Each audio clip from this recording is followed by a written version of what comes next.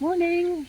You find us on the River Weaver, and after an extraordinarily long day yesterday, I didn't sleep Monday night, and I had my first cup of tea yesterday at 4 o'clock in the morning, and then we got here yesterday afternoon. We slept like logs last night. Nicholas is having a lie-in today, and we are up. Not that bright and early, but quite bright and early. And we're just getting ready to go through the first, Dutton Lock. The lovely night just at the mouth of the lock.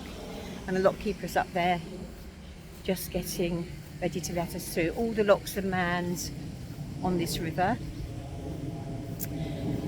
Very pretty here. Have a look at this view.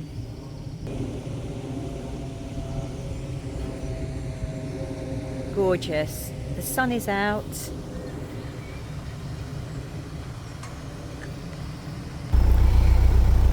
For some reason they're putting us through the big lock, which is very big. And this is the first time that we've had to use a rope. So all those ropes that we had to buy and Henry had to splice for the sea survey, we didn't use them once because we were going down in locks and the lockies weren't bothered by us using them at all. This isn't one of them anyway. I know. We were told not to use the anchor as well, although we had to have one. And when we used the VHF radio, no one answered it. So everything that we passed on the sea survey was sort of useless in the end.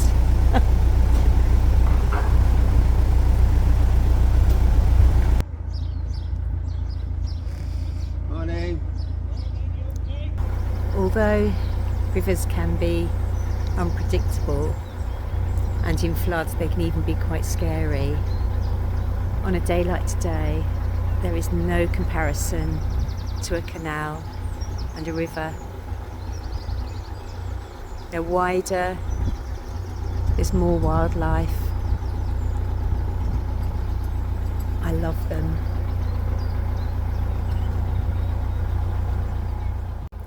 We're just coming up to our first swing bridge, and these are all manned too.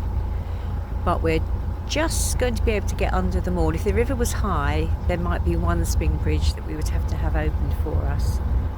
But the river is low-ish at the moment due to the lack of rain.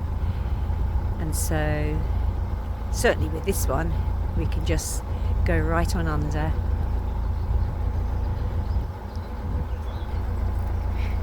I was a bit confused initially which side to go under, and luckily I've just seen a sign saying on the left. You can't always see those signs from a distance. A little swing bridge. Just have to make sure you go through the right side, because you go under there and you've had it. But there's 8'10" clearance here, plenty for us.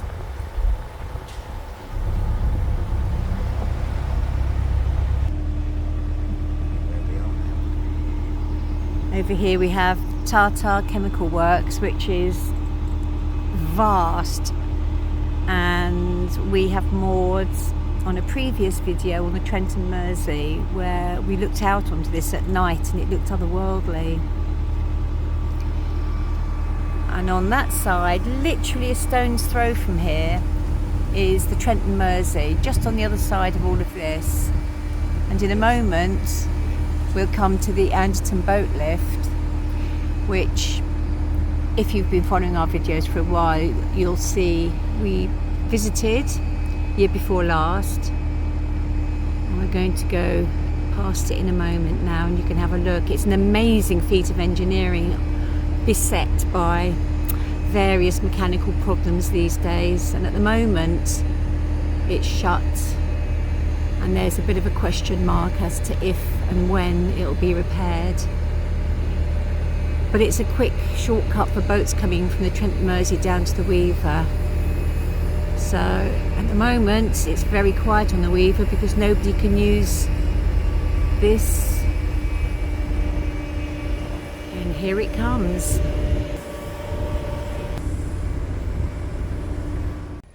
Well, this is our mooring for day one on the Weaver.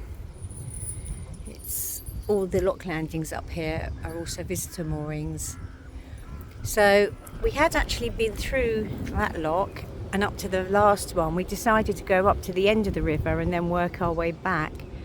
But just as we got to the very last lock, it broke, and there was only one small mooring spot on a jetty with Hojo, who is a boat that we met on the Lanky last year. And rather than breast up with them all night, because there wasn't much other room, we decided to nip back down to this lock, which has got lots of room. And then hopefully the engineer will fix it in the morning and we can just wind here and work our way back up to the end. Next day now, and they fixed the final lock on the river, so we've come back through Hunt's Lock for the second time, third time, and we're just on the way up to the end now. There's a flash at the end which you can take boats out onto if you're careful, so we might give that a go.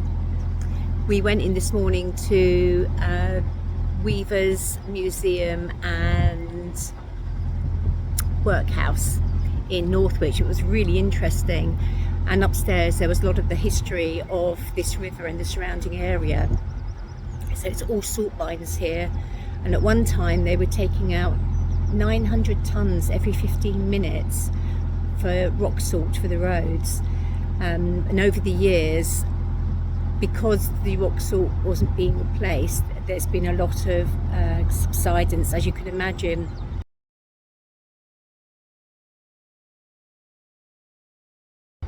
Some really good pictures of that in the museum.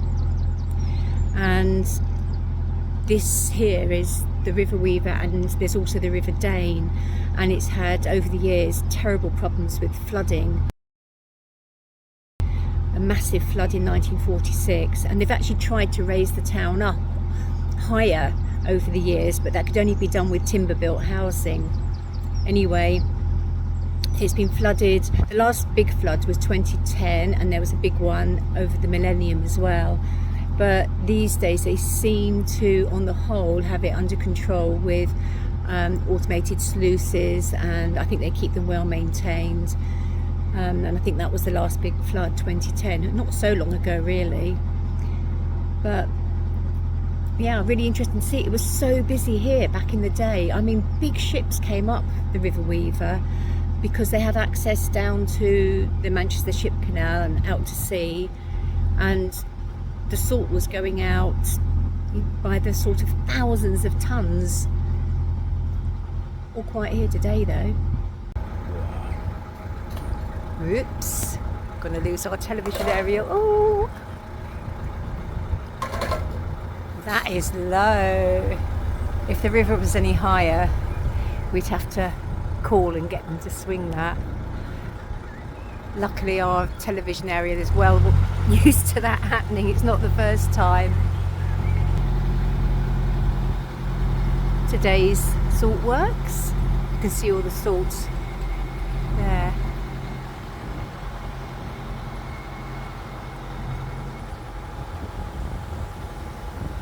Well, that blue bridge back there marks the very end of the navigation as such, and we're now on the bottom of the Flash. We're probably not going to go very far because the water levels are not high and it can be very shallow on here, but we're looking for a little mooring up on the right.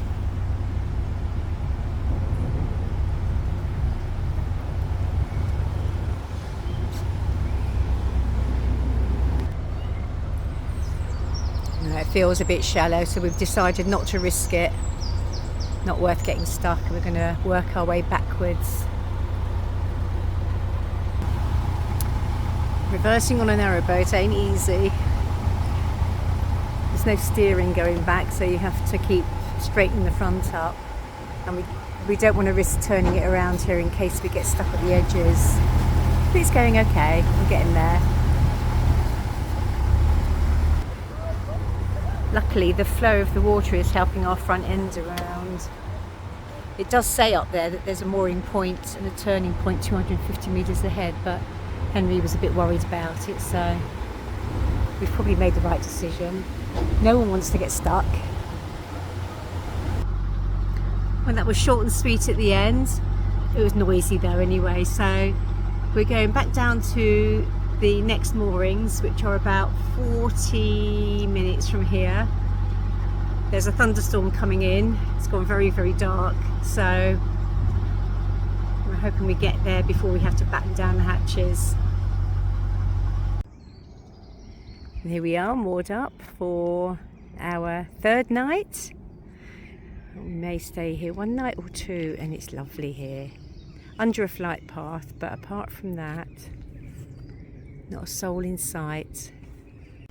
So it's Friday morning and Crackerjack has just caught up with us, and unfortunately his boat has stopped working. We think it's the starter motor. We were just leaving and he was going off when it happened, so that was good timing really. So they're pushing his boat out into the flow and spinning it around, and then I'm going to breast up beside him and we're going to take it down to the next couple of locks together where there's access for a car so that an engineer can come out and fix it. Henry's been down in the engine bay, all folded up like a contortionist, but there's nothing he can do without the tools and the equipment, so we'll go down together. A nice gentle flow on this river makes this quite an easy job. You don't have to worry about losing control, it just floats it around nicely.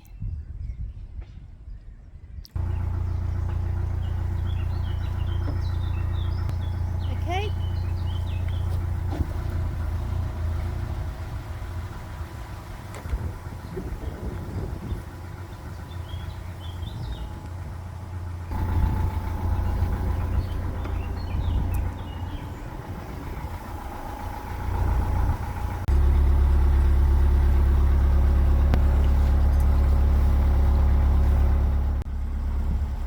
Towing Crackerjack down, and we've called on ahead to the lock to let them know we're coming, and unfortunately only one door is working on that lock, typical, so we've got to tow Nicholas in and then tie up again in the lock. We can go out through two doors, but we can only go through one, so figure it out when we get there. Anyway, they know, they'll be on hand to help.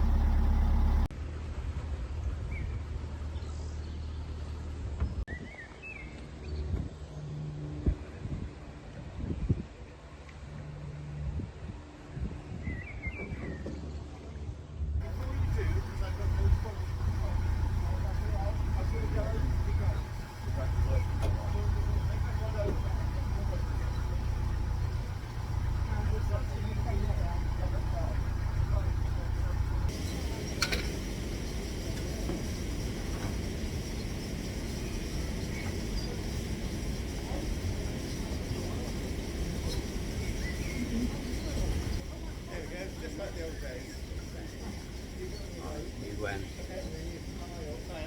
that road, the brown one. Yep. Yep. What? You need it. Yeah. Shall I do the front rope? Yeah, the fender is... It's twisted, isn't it? Yeah, it's on the rudder, so we have to sort that. Okay, it might be easier from the back when I'm next to the neck. Yeah. Okay.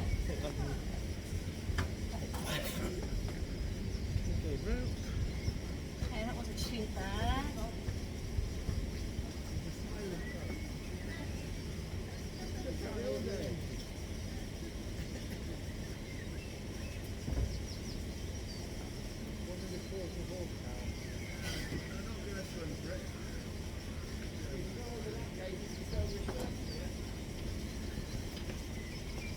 It's much easier breasting up than towing.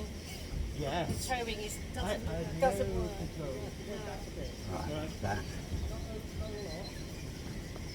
Right, so we need to get them side by side. Go back a bit, okay.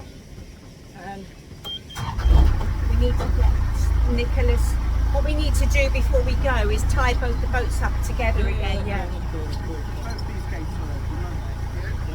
Oh, brilliant. Yeah. Right. How about that? Okay. Okay, now, So, do I stay on this side?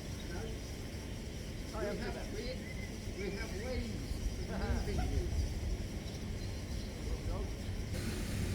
Look again. Yep. Put the far side panel on. Yes. The water's going to come underneath the boat. Yes. And hit your board from you. I'm going to go and I'll just prefer it neatly. Oh, did you hear that? Yeah. That's right. Necessarily neatly. Okay. Oh, that's good. So the idea is when the lockies open the paddles, Nicholas's boat will float very gently over to ours, and then we can tie him up again. The next set of locks have got 2 doors working, so we can go down together, because towing is not easy. It was very difficult getting in here, but breasting up is fine. So it's all coming together, and it's over. So soon we'll be dropping down, ready to go out. There are freshwater mussels along the side of this lock, and every now and again they squirt. It's so funny.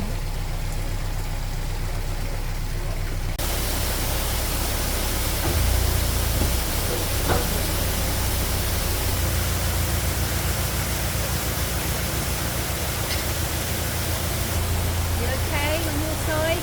Mine's fine, yeah? Yeah. Loading in. Okay, good.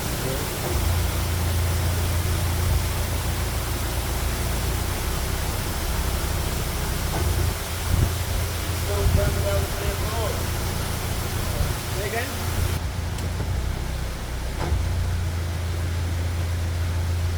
Okay, Just go straight, I would. Sure.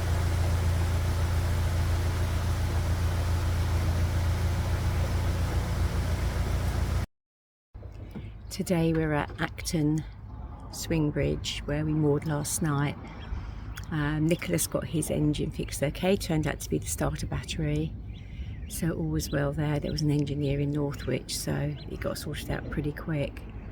Today's our last proper day on the river. We're going back down to Dutton Lock, where we moored on the first night, and there's a bridge I want to show you on the way down. We've just noticed this poor sunken boat has got a tree growing out of it, a birch. It's like a water garden now. But it turns out that boat came out of Liverpool originally, and it used to go up and down the Mersey and up and down the Manchester Ship Canal. Then it went off to Norway during World War II. The Nazis took it over and used it to run stuff up and down the coast.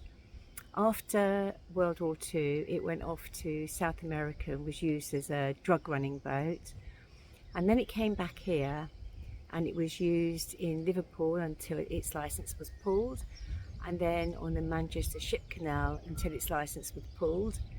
And then eventually it came up to here, where the owner moored it up and just abandoned it because it was getting too old to be of any use by then. Anyway, apparently it's been there since the 80s, so 40 years, and it had mainly stayed in the same place, but recently it slipped down the bank a bit. The wheelhouse has fallen down, and they're going to have to get divers to check it out, because if it falls anymore and breaks up, then it could float down onto the lock gates and give them problems here. So it's quite a history. This is the bridge I wanted to show you. It's a horse bridge that goes over the weir, and it's one of the only remaining laminated wood ones that exist now. Beautifully made.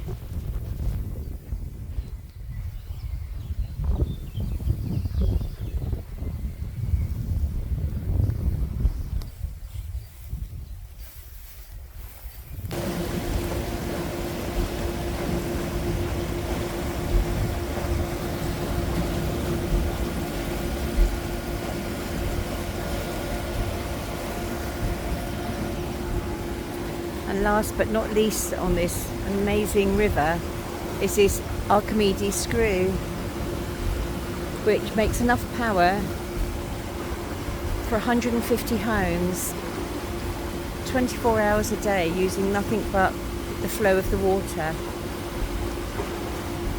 Every river should have one. It's fascinating.